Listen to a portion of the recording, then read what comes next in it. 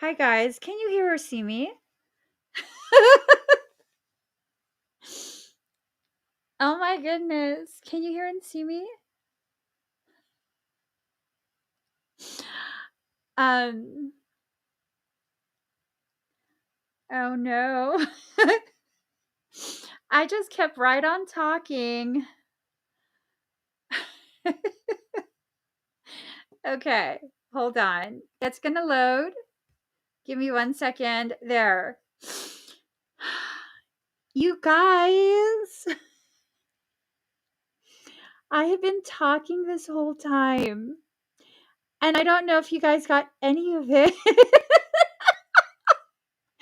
All right, so let me go ahead and restart this whole thing, okay?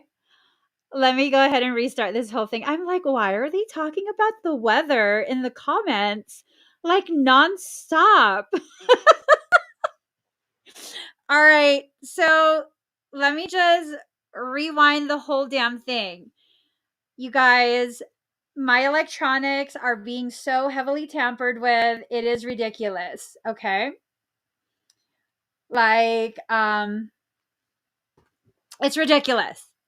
First and foremost, if you are part of my Patreon membership, they blocked me from making any posts on Patreon. I've been trying for about 30 minutes or so to kind of give you guys the link for the exclusive live stream after this, which members, you definitely don't want to miss that.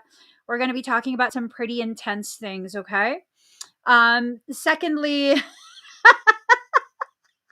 I had literally been talking for like 10 minutes. Like I was intense. I was focused.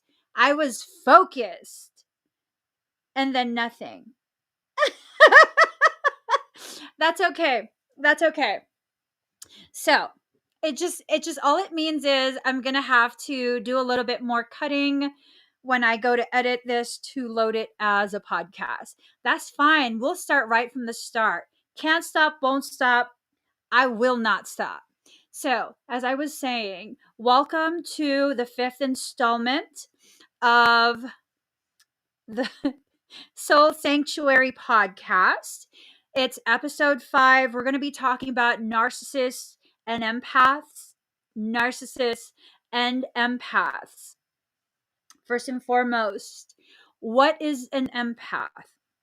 It tends to be a person who maybe in their childhood, young adulthood, at some point in their life, they were forced to live in an environment that felt very unsafe. And in order to survive that environment, they had to learn to develop an ability to read energy, read mood, read behaviors, all of that. Okay. That's what causes an empath to develop typically. Empathy, being an empath, that's not some sort of superpower.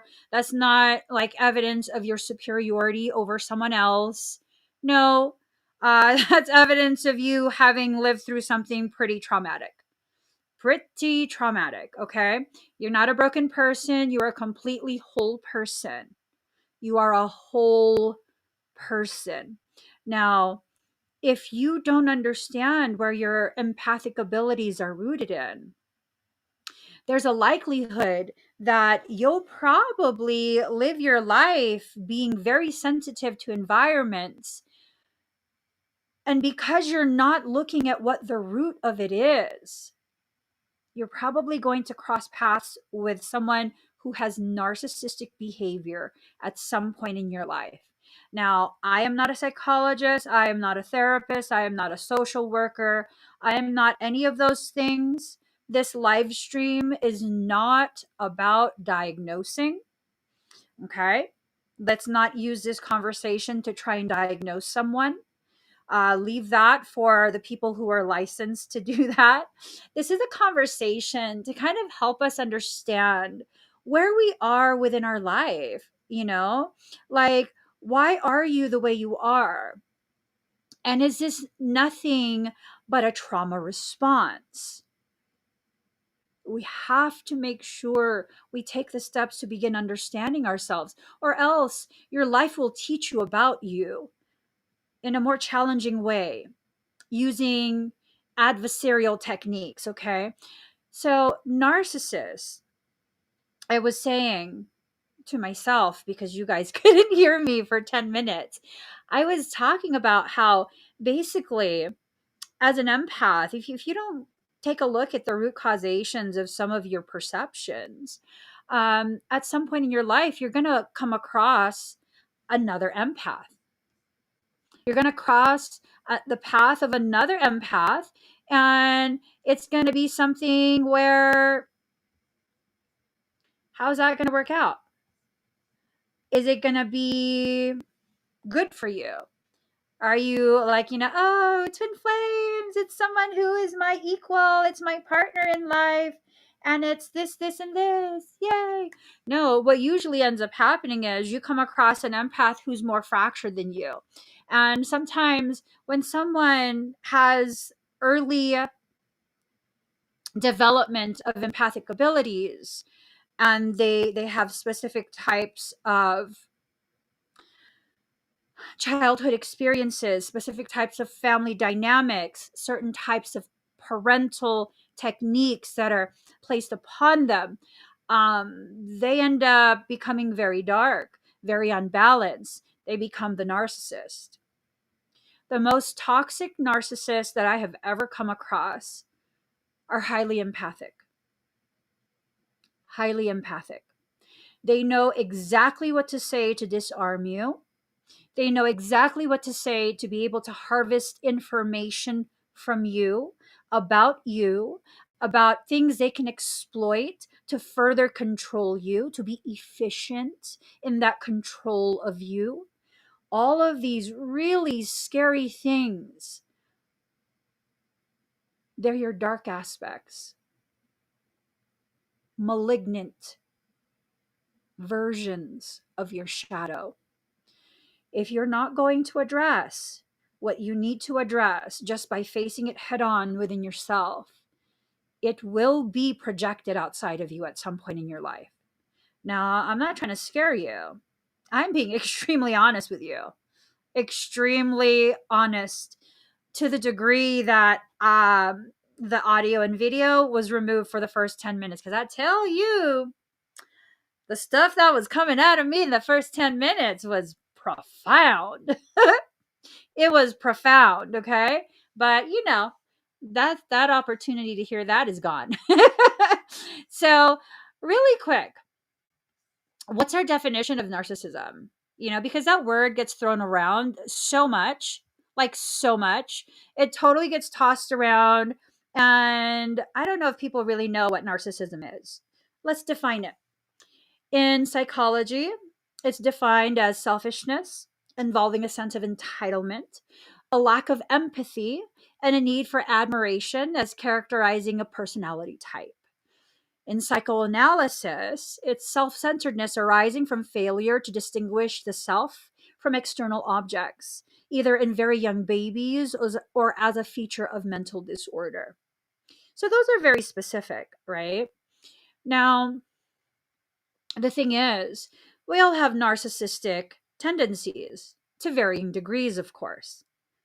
The entirety of the self love journey, it's a form of narcissism.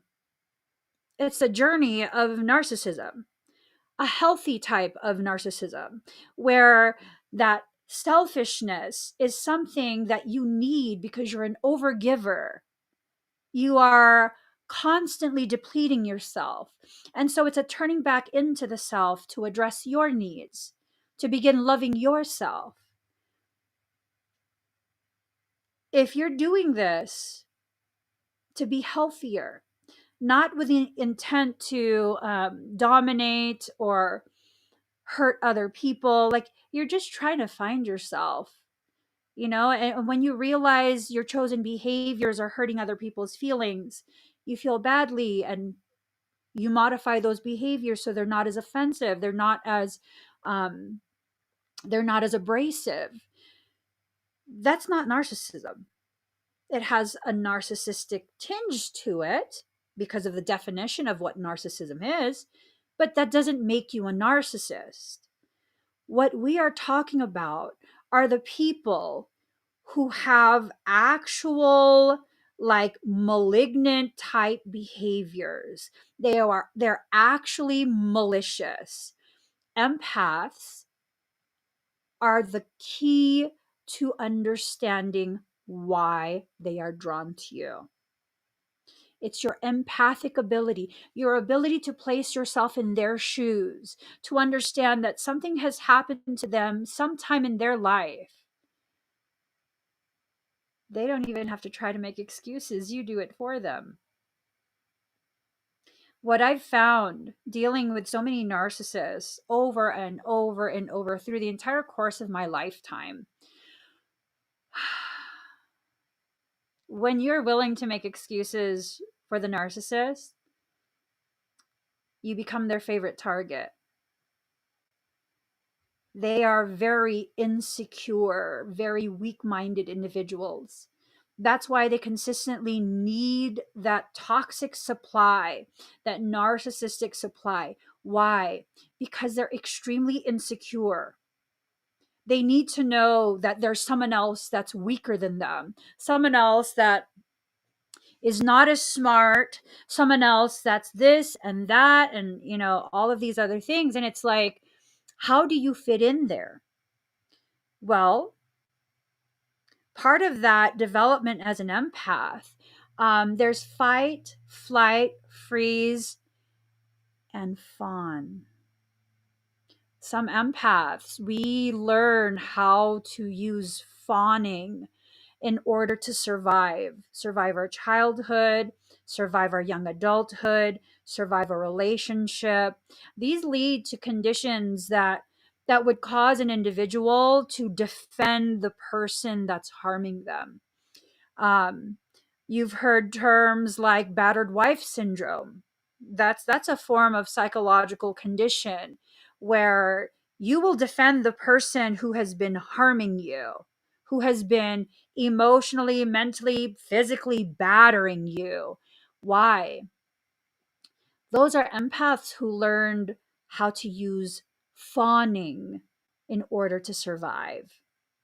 Okay. Now, these are just my observations as a human being capable of logical deduction. I'm not having some sort of like um, psychology classroom here. No, these are things that I notice. I'm highly sensitive to other people's intentions, their energies, their emotions. Why? I was raised by a narcissist. I had to learn very, very early on. I had to learn very, very quickly when to be quiet, when to speak up, what I can say, what I cannot say, if I should leave the room, if I should cry more quietly. Okay. These are things that I had to learn. I wasn't being taught these things. I was observing the environment and learning how to survive it. This is why, gosh,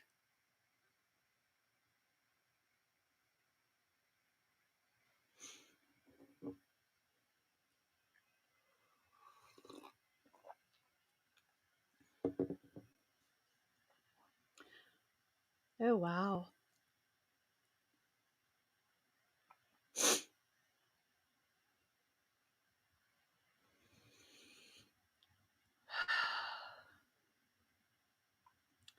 Totally didn't expect that.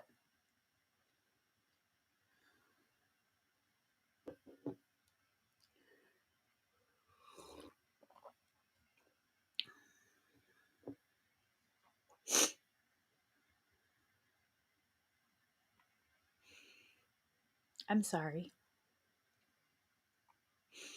I just had to process.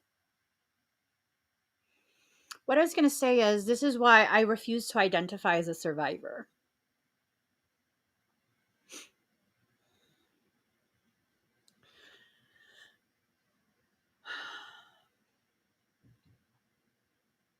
It's a refusal to continue to exist in the same mental environment.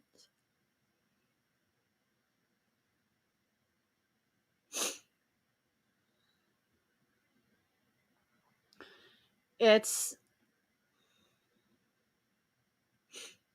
it's a refusal to no longer be that child that simply was told that I had to be a byproduct of the environment. To identify yourself as merely a survivor is to continue to give the power that was taken from you, that you gave away, to continue to give it to someone who's not worthy of it. So, 9 signs of narcissism. This is from manofmany.com. The first one, lack of empathy. Lack of ability or willingness or capability, really, to see how your behaviors and your logic, your words are so detrimental to other people, to the people around you. Narcissists have a tendency to be very manipulative. They will take anything and everything that you say and they will manipulate it. Okay. They will twist it in a way that's most beneficial for them. The third sign of narcissism, according to manofmany.com, projection. It's said that what a narcissist accuses you of can absolutely be received as a confession. You in a narcissistic relationship? Are you in a relationship with a narcissist? They're accusing you of cheating. Guess what? Guess what they're probably doing? And you're left wondering, like, why do you keep accusing me of that? I never even leave the house. Like, why can't I do enough to show you that I love you? And it's not about love. It's not about love. I've learned that narcissists are incapable of even loving themselves in a healthy way. So they're absolutely not capable of loving you like that. You're not going to love them into wholeness. You're just not. Your presence as an empath enables them. It empowers them to continue to be as toxic as they actually are. Number 4, emotionally cold. They can be very, very cold. It's your fault. You made me mad.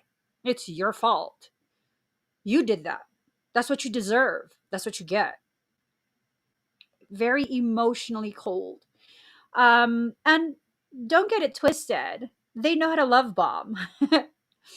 Love bombing, hoovering, all sorts of different terms that you can find online and they have this way of knowing exactly which of your love buttons to push, the type of love language to use in order to get you back into their grasp. They don't actually believe you deserve that love. I have someone, I won't say who it is, but I remember at one point this other person had come into some money.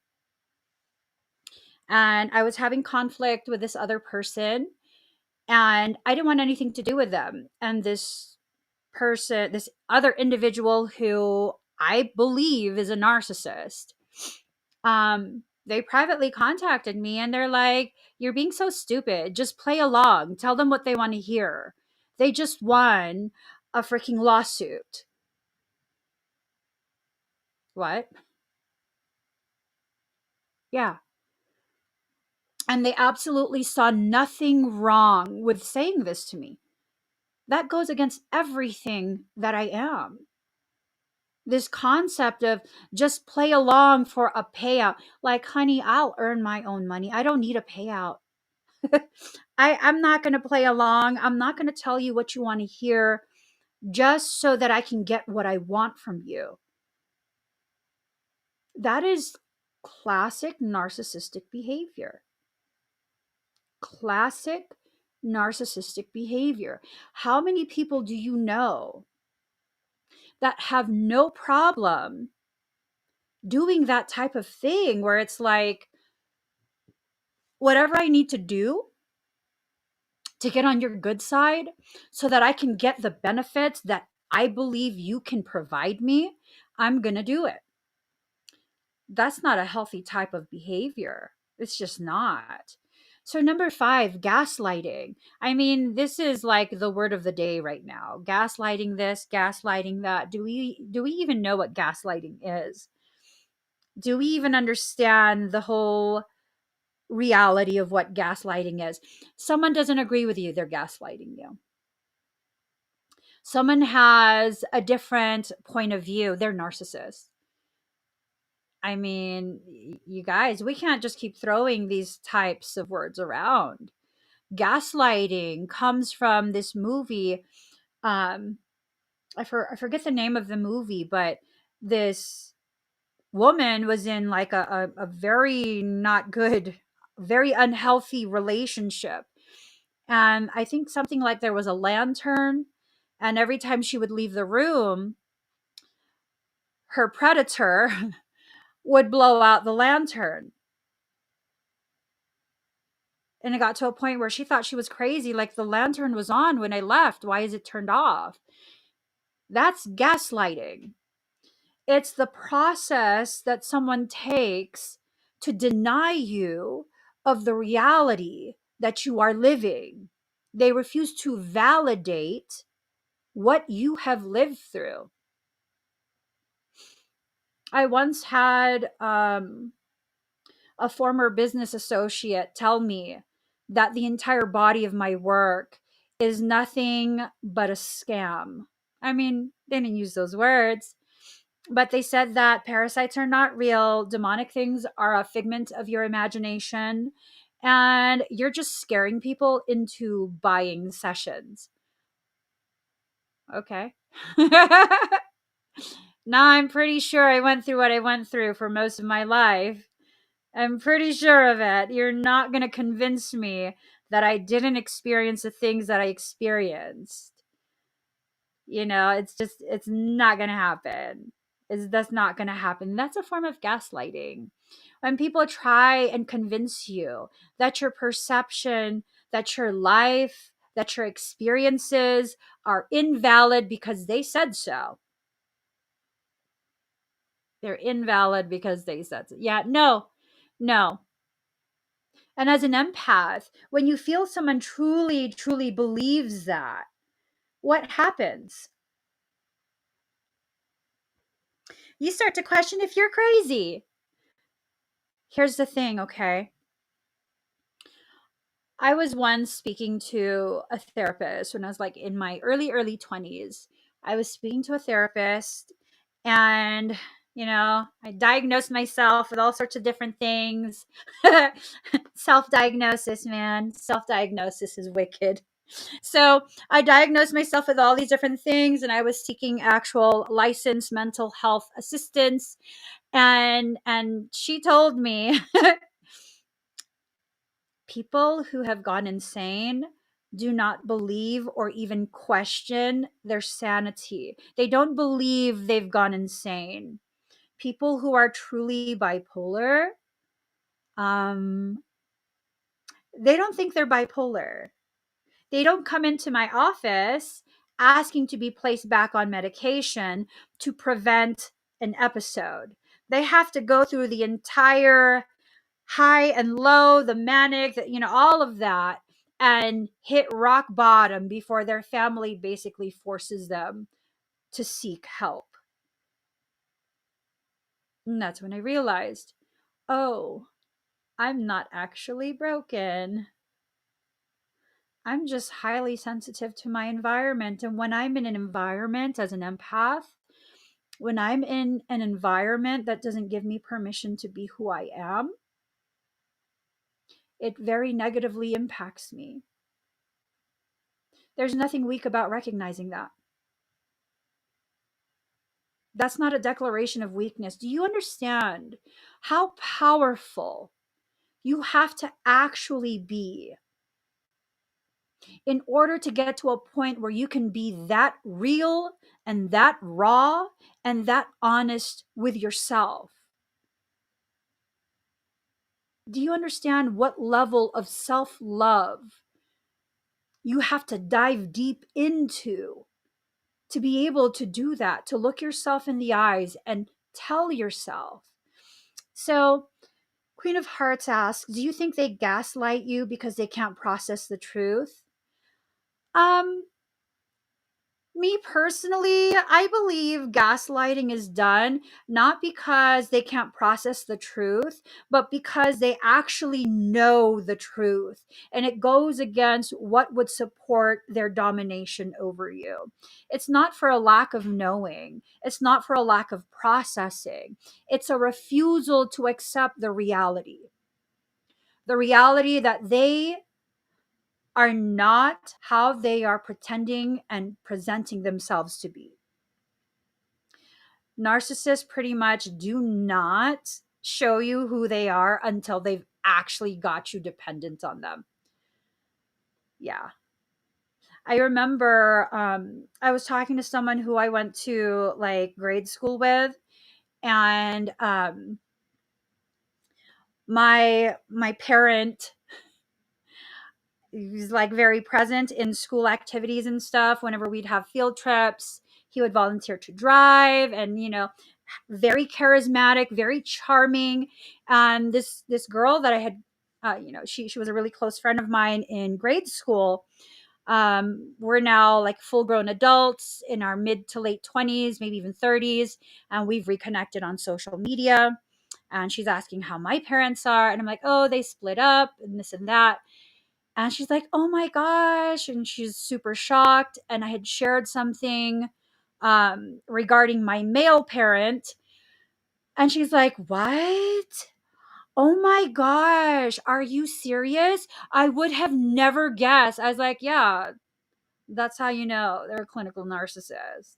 That's how you know. Like, if people looked at my life, they would think that I was living a silver spoon life, because from the outside looking in, like, oh my gosh, she has all these fancy things, like she's 16 years old and she drives a freaking Mercedes 560 SL, and when she's not driving that, she's driving a Mercedes 560 SEL. Honey, that was a show for the world. It had nothing to do with the reality of what was going on at home at all. At all. Everyone used to think this entire lovely story that was created by the narcissist of the family. And then when the truth started coming out, because unfortunately they took their attack on family members too far, and it spilled beyond the comfort of the walls of our personal home. They couldn't stop the truth from coming out anymore. Too many people knew. Too many knew. And boy, were they mad.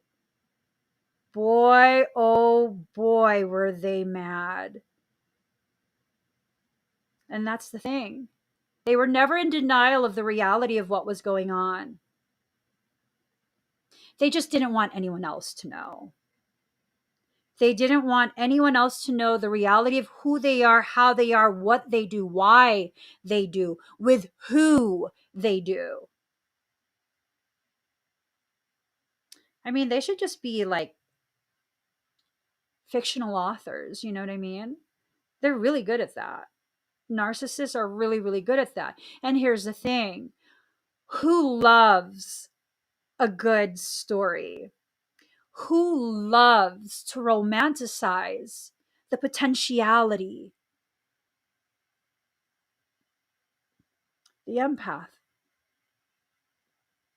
the unbalanced empath, the one who's been so caught up in the feeling of things, nothing but feeling, nothing but feeling, nothing but feeling, so drunk off the feelings, to the point that when you realize you've become drunk off feelings and now you're trying to sober up with logic, they'll start to spike your water with vodka.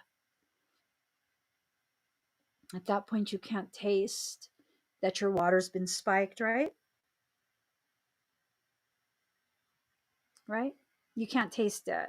After you've drunk, a certain amount of alcohol, you can't taste alcohol anymore. You just can't. After you've drank from their cup of lies for so long,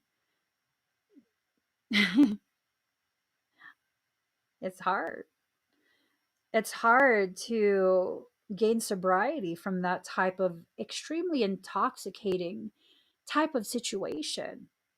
So, sign number 6, they never take responsibility. They never take responsibility for what they do, situations they create. They never do. Never. Never. Ever. Yeah. If you're waiting for an apology, you're not going to get one unless they've devised a way to benefit from that. It's never an apology just because you deserve an apology. So just know that, okay? Just know that. This is why I have very strict beliefs regarding the forgiveness program. I believe that's a program that further enslaves you, further causes you to continue to participate in situations and cycles that you'll really never be free from. Ever. Ever. Do you need to forgive? Do they need forgiveness? Or do you need to just learn what you learned and move forward? So, number 7, controlling. I've never met a narcissist who wasn't ridiculously needing to control things. And they might not, make it obvious to other people, but yeah, control. Um, they have issues with grandiosity. They like to pump themselves up and be this thing, you know what I mean? Like this huge thing, larger than life. They are the best. They are this, they are that. And I'm just like, who cares? Who cares? I don't care what you've achieved. Are you a good person? I don't care what tax bracket you're in. Are you a good person? Can I trust you? Can I feel safe around you? Number 9, infidelity. I have never experienced a narcissistic relationship, like, someone's coming to me for advice or assistance regarding narcissistic relationships. I have never encountered a narcissistic relationship that did not involve infidelity on the part of the narcissist. I've never witnessed it. There is always infidelity involved. Given enough time, yes, there's always infidelity involved. And for the members of Patreon and those who have signed up on the website, the soulsanctuary.love, when we go and talk in the private member chat after this, yeah, no, I have a lot of things to share with you guys about narcissistic type of behaviors and all of that. Number 8 was grandiosity. That was number 8. If you guys want to look over that list that I went over, it's on manofmany.com. It's 9 signs of narcissism. So, oftentimes what happens when an empath, quote unquote, falls in love with a narcissist, is it really love? Did you really fall in love with the narcissist? I mean, maybe you don't call them, like, I have a really good friend. She's in the middle of, some narcissist stuff with, yeah. And I was telling her, like, girl, I'm so sorry. Like, when I actually spent time with you guys, like, have you ever noticed I've never allowed myself to be alone in a room with him? Like, if it's just me and him in a room, like, I'm very quick to, like, oh my gosh, where's Frey? Where are my kids? Where's Frey? Like, I try my best not to project externally that I'm freaking out, but I never allowed myself to be alone in a room with him. And she was like, I noticed. And I was like, did you ever wonder why? And she goes, well, I just kind of figured, he is how he is. And I was like, I'm not going to say that he tried anything, but I will say I picked up on certain thoughts, certain perceptions from him that caused me to feel like I should never, ever, ever be alone in a room with you, because I would never disrespect my friend in that way.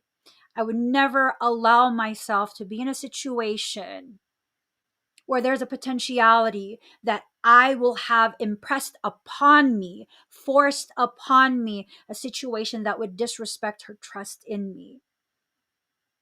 And, conversation continued. And what she said was, I always just thought he was an asshole. I didn't realize he was a full on narcissist. Yeah. Full on narcissist. I didn't want to see it then either. A lot of times the narcissist flies under the radar because of their association with a beautiful, sensitive, extremely loving empath. Like I saw with that, he was extended my trust and my respect because I love, trust, and respect her. And as her spouse, I extended that to him, making sure I always kept my distance. I see now also with my parents, my mother is an empath, highly sensitive, extremely giving, very, very generous, pretty gentle with everybody. It was because of her. She cloaked him quite a bit. She cloaked him because she's so sweet. Everyone always just assumed, oh, they're a cute couple. Mm-mm. Mm-mm. No, no, not at all. Not at all. I want you to think, do you know any couples that you just love? And one of them is just ridiculously sweet. Something feels off though. Something just feels off. You don't know what it is. Think on it. Do you see these low key type of signals that the sweet person is being controlled? That they're afraid to do things because they don't want to make the person mad, but they're not going to tell you that. They're going to give you another excuse. Um, my mother's sisters would consistently ask her to go out, right? I mean, they didn't do any crazy things. They would just go to each other's house, cook, sometimes go to the mall, go to casino. They never did anything crazy, right? Well, from what I remember, she used to always have an excuse as to why she couldn't go.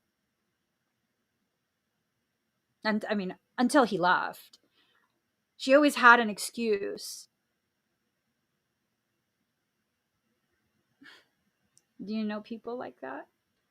They always have a reason why they can't do this or do that.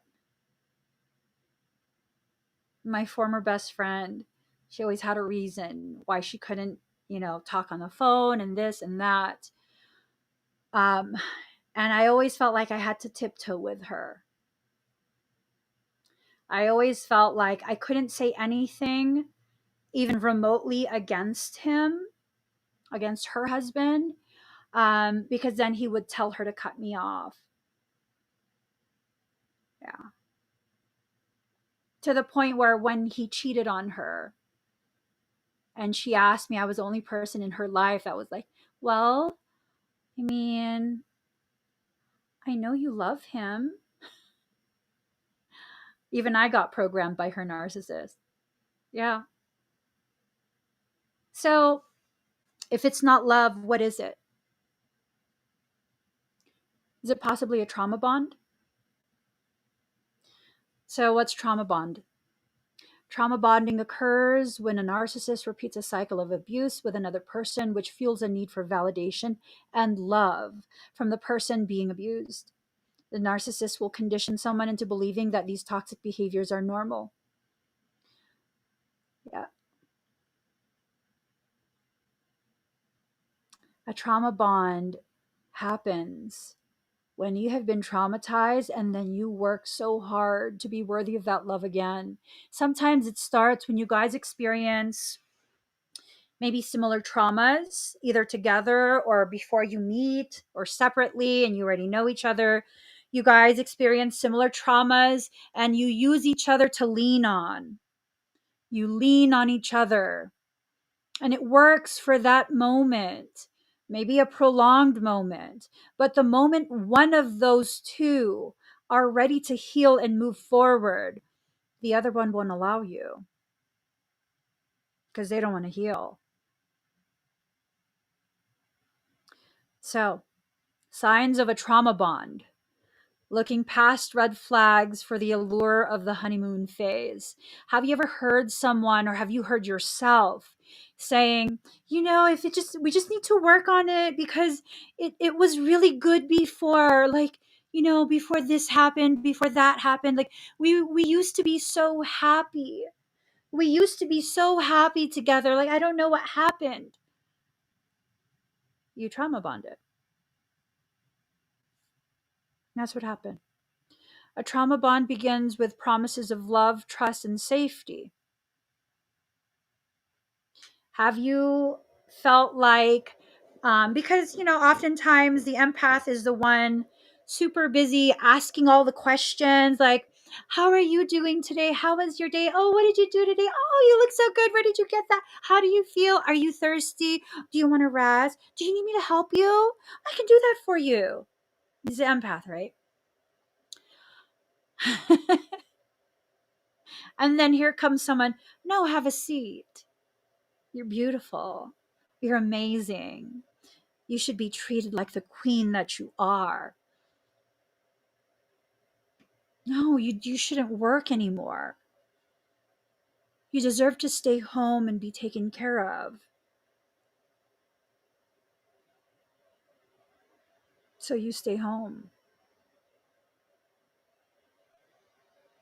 And it's good for a little bit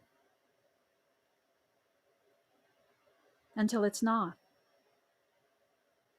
And then it becomes this: you spend too much money, like you are spending way too much. What are you thinking? Like, I'm the only one working here. You're so ungrateful. Like, I'm stressed out because of you. All of these different things. And you weren't even doing anything.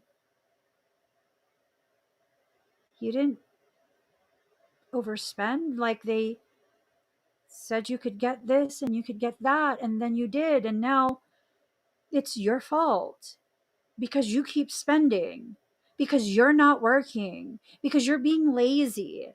And no matter how much you clean and do and all of that, it's just not enough. The honeymoon is done. Now it's the reality of what you've gotten yourself into because you didn't allow yourself to recognize those red flags. How many of us have experienced that? Ooh. Oh my gosh. Okay, so first, I see Ocean Lover wrote, I salute everyone who has broken and is working to break the chains in their line. Yes, that's a very difficult thing to do, but it's not impossible. Keep going, keep doing. And then Queen of Hearts says, now I'm beginning to see the severity of damage from my ex. Being a narcissist and Pisces, he's a whole nother level of manipulation. I'm telling you, when a narcissist is highly empathic, because there's various degrees of empathy, right? When that narcissist is an extremely sensitive empath, oh my God, the level of destruction that they could cause. Like, whoa. Whoa. Oh my gosh. Oh my gosh. Oh my gosh. So the next sign of trauma bond, you feel drained and avoid open communication because open communication is open season. Any communication becomes very quickly a way for them to go ahead and further attack you, further degrade you, further gaslight you. Now, people might be like, oh my gosh, you're so pessimistic. You're just so negative. Not everything is like that. I'm not talking about everything. See, that's the thing. Um, I'm talking about a specific type of connection, a connection established between a narcissist and an empath.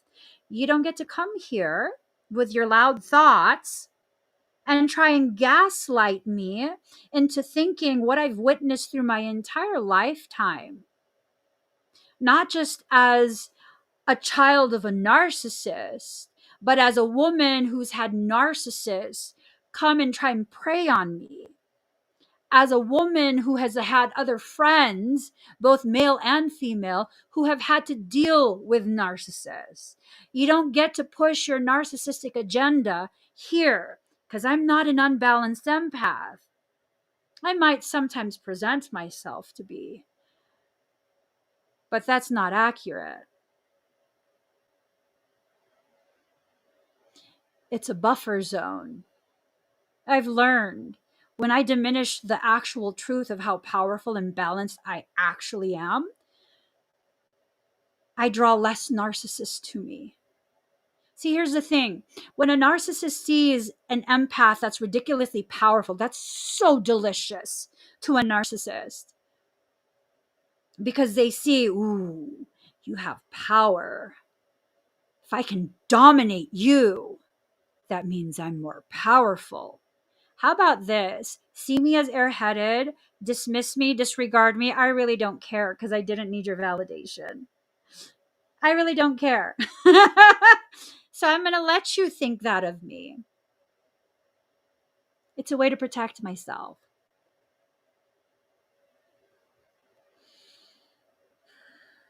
We don't allow strangers to come into our spiritual homes. The mind and the heart is where you live spiritually. We don't allow them to come into our spiritual homes and have their way with us. It's okay for you to say no. It's okay for you to find your voice, know your voice, and use it. It's okay to. But people will be mad. Let them. As a matter of fact, why are you not mad? Why have you convinced yourself that you don't have a right to be mad? That you don't have a right to have a healthy response, a healthy reaction to that type of injustice? And that was the thing. That was the thing. That's what I was taught. That I don't have a right to be powerful or outspoken. That I need to be quiet. That I can't be who I am. And that's the next one. Sign of a trauma bond. You don't feel like yourself and you keep secrets. You can't be who you are. You can't be who you are. You consistently have to be ashamed for who you are. You can't share anything, not even the good things. You can't share what you just accomplished. You can't. You can't. It's not like you can't.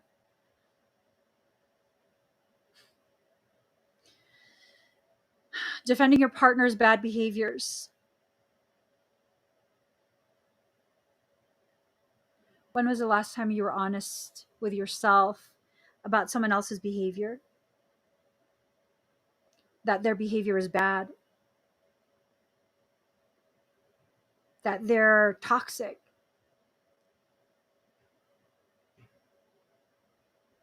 When was the last time? I know you're an empath. If you're here, you're drawn to me because you probably feel my energy. You're probably an empath. There's resonance. Why is there resonance? A reflection of you. Empaths are drawn to each other. When was the last time you made a conscious decision to not defend the actions of the person who was the most hurtful towards you? When was the last time? Persistent loyalty in the face of danger. That's the next sign of a trauma bond. Persistent loyalty in the face of danger.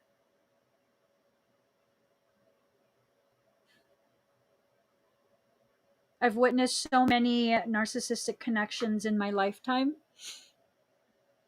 And I've learned I'm not going to copy any of those behaviors.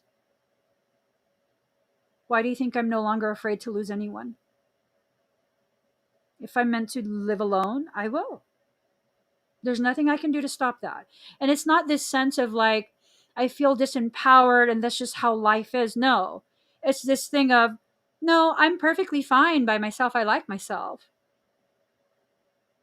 You can't use your presence in my life in a weaponized manner.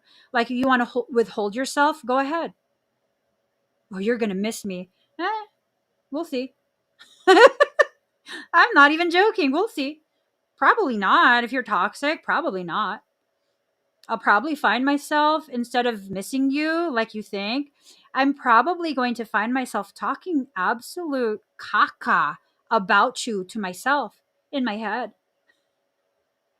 Because once you're gone and you're no longer there to disrupt my ability to see clearly, I'm going to see how clearly I can possibly see. And when I do that, oh boy, I'm going to become very clear on how toxic you are. And thank God I dodged a bullet. Thank God I dodged that bullet. Yeah, no. You think I'm going to miss you? Everyone who's ever withheld themselves from me, how'd that work out? Did you find me chasing after you? Begging you? I don't know. Maybe I'm full of myself, but I've seen myself thrive in your absence. The people who thought I would fail because you're gone. No. All you did was clear space for healthier people to come in, to step forward into their rightful spot in my life. See, empaths, so long as you hold space for those who are toxic, you will continue to be surrounded by toxicity. You deserve more than that. You deserve to enter into a place within your life, within your journey, where you are free to accept how amazing you are, how much you deserve. I'm not talking about you deserve to be catered to. You can cater to yourself if that's what you want. You know what I mean? You can cater to yourself if you want to be catered to. Like, there's times where, if you're raised by a narcissist, you have to make sure that you always check yourself, that you're not repeating these narcissistic things. So my husband cooks all my meals, pretty much all my meals.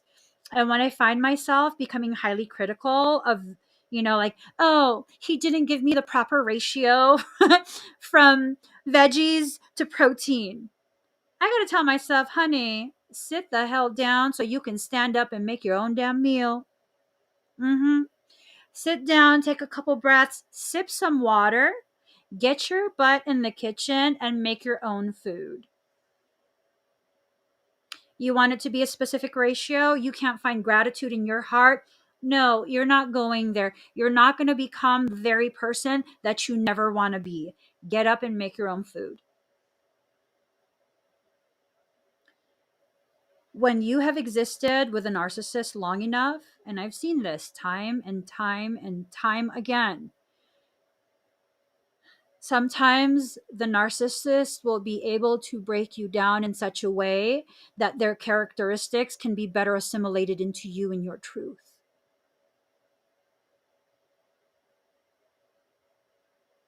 Ooh, Aset, I told you, boo.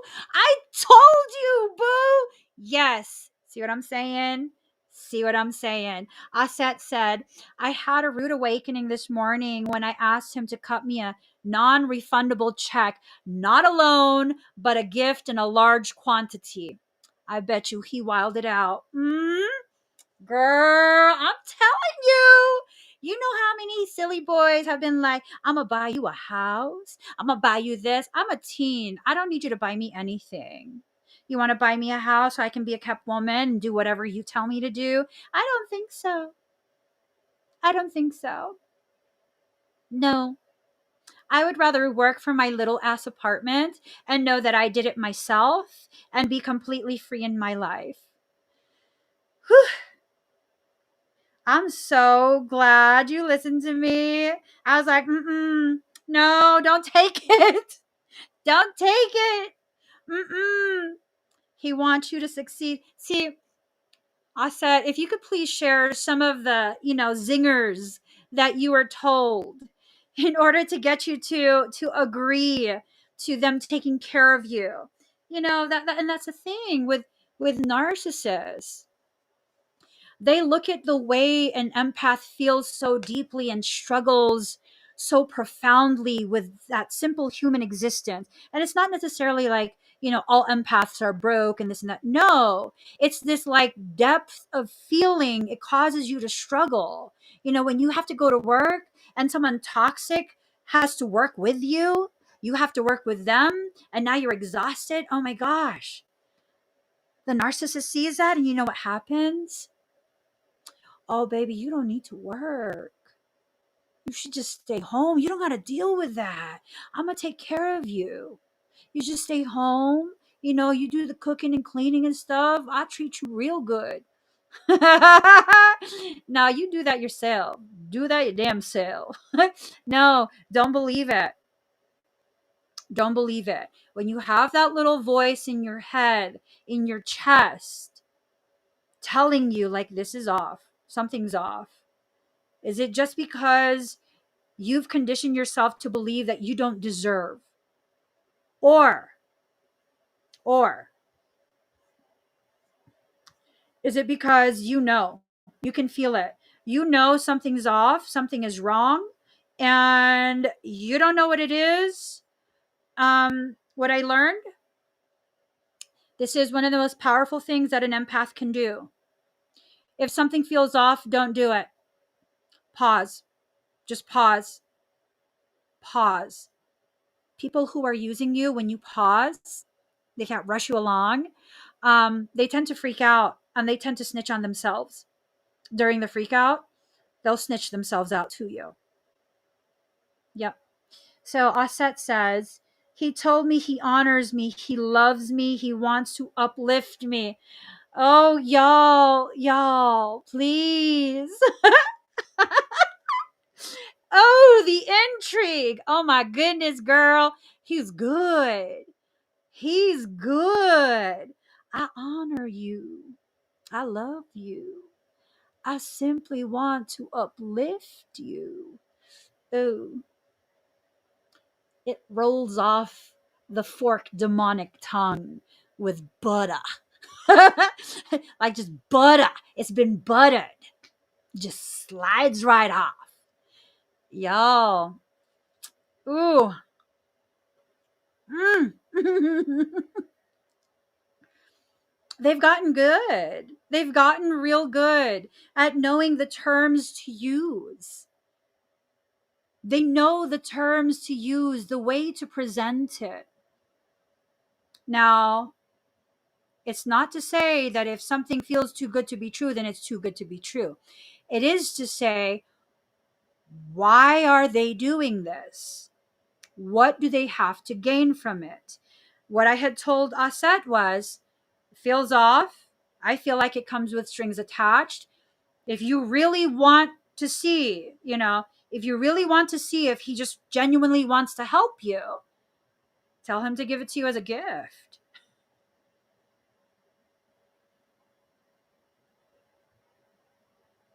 Girl, he thought you wasn't smart or something. He thought. He wasn't in it for the long haul. Yeah, you guys also got to be careful, because there are narcissists who they're doing the long haul. The extremely intelligent, highly malignant, the ones that would threaten your life, they'd cut you that check. They would read you and know it was a test, and they would cut you that. I give you half right now. I got, some of my money's tied up right now. I'll cut you half, okay? I just want to take care of you, baby. He wasn't smart enough. You outsmarted him. You got to be really careful with the ones that are smart enough to be like, I'll cut you a check. It's a down payment. I'll cut you a check. I will. I'll give you half right now. I don't have the whole thing right now. I'll give you the other half, a little bit. And then after that, after they give you that half, they've passed the test. They've passed the test. So now your guard's all the way down. And now they really can have their way with you. Those types of narcissists are not as common. That takes extreme levels of empathic sensitivity, ability to scan, assess, follow the strings for specific outcomes. That takes intelligence. Luckily for you, he wasn't as intelligent as he needed to be to get over on you. Man, oh man. Christy K says, I should stay home with the baby. He doesn't want me to work. I can just stay home while he works. Yeah. Did he turn out to be a narcissist too, Christy K? Now, it's not just men who are narcissists. I want to make that very clear. This is not a man-bashing conversation. This is a narcissistic behavior bashing conversation. Hell yeah, that behavior needs to be bashed. I'm not talking about people or canceling people. I'm talking about behaviors. We cannot allow that kind of caca to be normalized. No. Oh, hell no. I don't think so. Making me get all squeaky voice. I'm just saying. It's not okay. It's not okay. It's not okay. It's just not.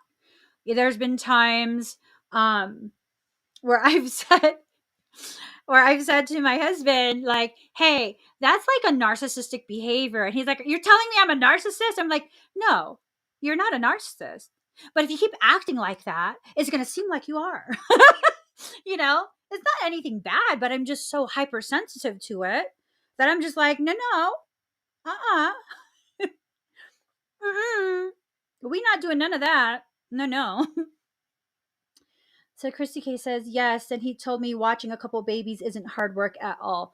Oh, oh my God. Are you kidding me? Are you kidding me? Watch it. I'm sorry. I would have had to clap back with, well, you need to make more money. If you say something like that to a narcissist, you're going to drive them real mad. Don't endanger yourself. Some narcissists will actually physically harm you. Don't endanger yourself. Oh my gosh, that's just crazy. You guys, please share with me some of the experiences that you've had. How did you get yourself out of that? Was there some sort of miracle moment that gave you the opportunity to exit, and like looking back, like when you were living through that moment, it was this like destructive thing. You were super sad, like, no, I don't want it to end. And then now looking back, you realize like, oh my gosh, that saved me. Oh my God. That saved me. Thank God they left. Like, you look at Selena Gomez. Oh my gosh. Oh my goodness. I look at Selena Gomez. I'm like, girl. She has that song. Look at her now. I'm just like, girl. That's right. Look at you now. That's right. Yeah.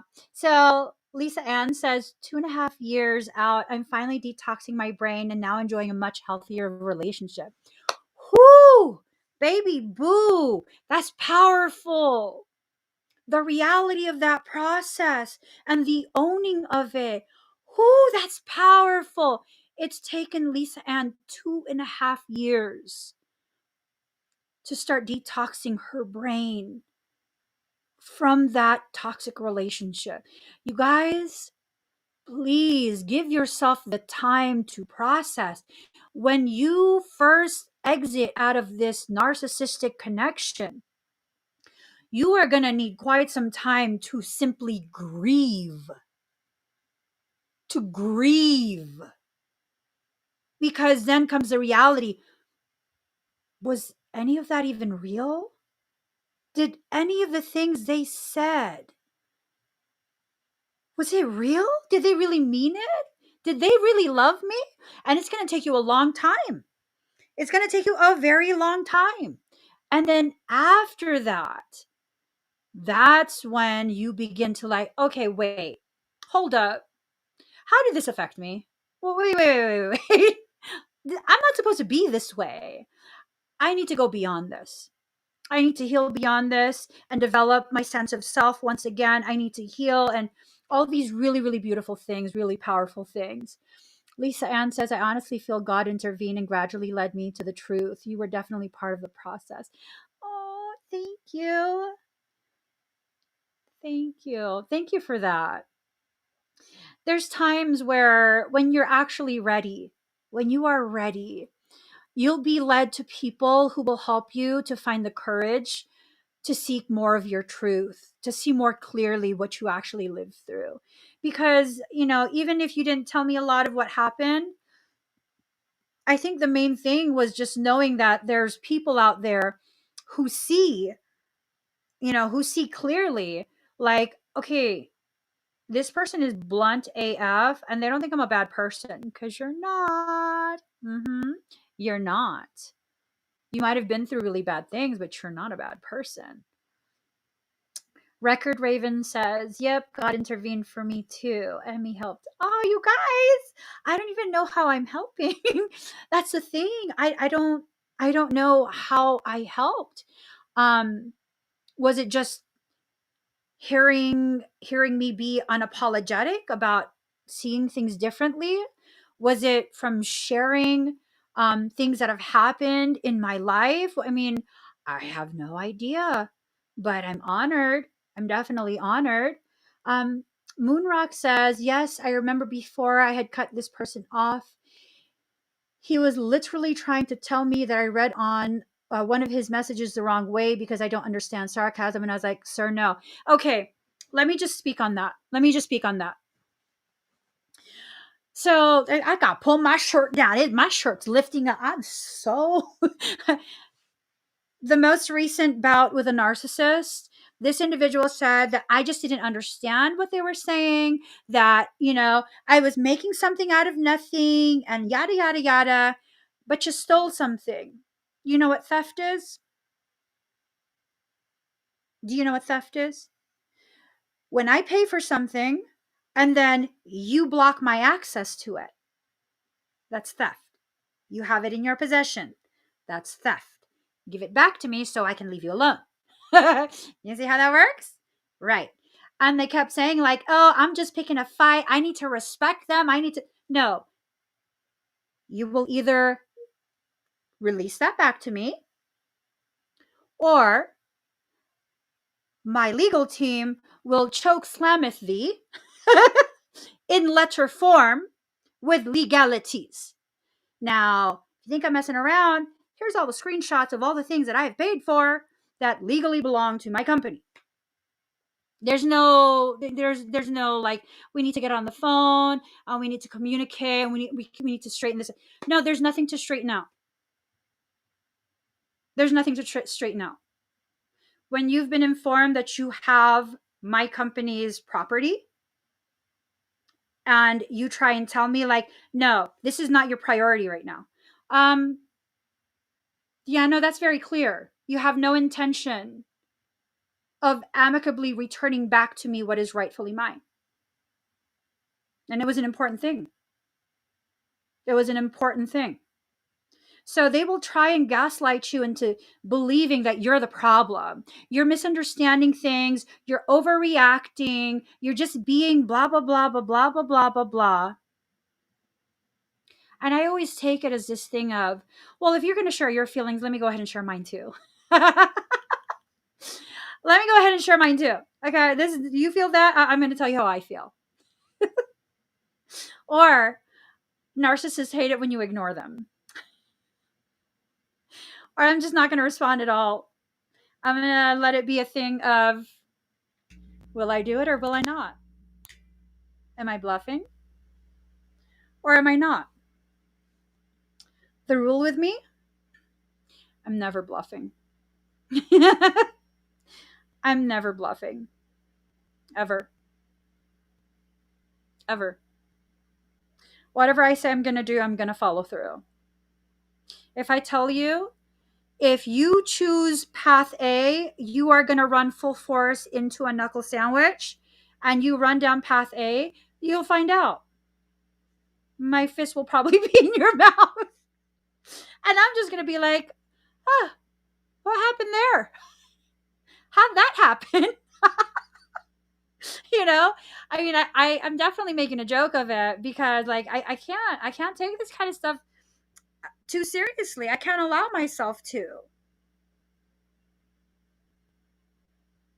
I just cannot allow myself to. Why? Because that's what they want. I've found narcissists want you to take them as seriously as they're trying to give themselves the gravity of. Like, no. You over there trying to play orca. You in a kiddie pool, baby boo. You in a kiddie pool, baby boo. Water's only up to your ankles. You're not an orca. You're a blow up toy. Narcissists don't like it when you do that kind of stuff, you know? They really, really don't. But, you know, sometimes for my personal logic, I don't know that you should apply it to your life. Sometimes I just feel like I need to burn that bridge completely down to the foundation so they can never cross over. Because you know narcissists don't know how to swim, right? They don't. They don't. They don't know how to swim. They don't. Understand. You have a depth about you. This is why they keep trying to pull you to the surface. You have this depth, and they think that if they're seen with you, if they're associated with you, that they'll have depth too. Because how do you get that deep sea fish if you can't dive that deep? Narcissists are all about social climbing and association. You don't even have to try and drown the narcissist. They do that all on their own. They do that all on their own with all the lies that they tell. They do that all on their own. All on their own. If you want to see classic narcissistic type behavior, and this is just my personal opinion, perception, just go watch videos of commentary about Jamie Lynn Spears' book. And she says it's not about her sister, but then all her press tour is about her sister and how I need to find my voice. Honey, you've been speaking too much already. You've been speaking too much already. You know? And you can tell, like she's really convinced. She really truly believes that she's the victim there. Classic narcissistic type mindset. That's just classic. That's what I always see when it comes to narcissists and what they're doing. Classic. Classic. They're never wrong. It's always someone else. They'll lie about anything. They'll literally lie about anything. About anything. Why? Because they can. I've found that's reason enough for someone who is, more elevated in their narcissistic type behaviors. Again, we're not trying to diagnose anyone. I found that they lie just because they can. Just because they can. And with every lie that they're successful with, it gives them more encouragement and more power to lie more and lie more and lie more. They can keep lying. You don't have to be there for it. You just don't. Um,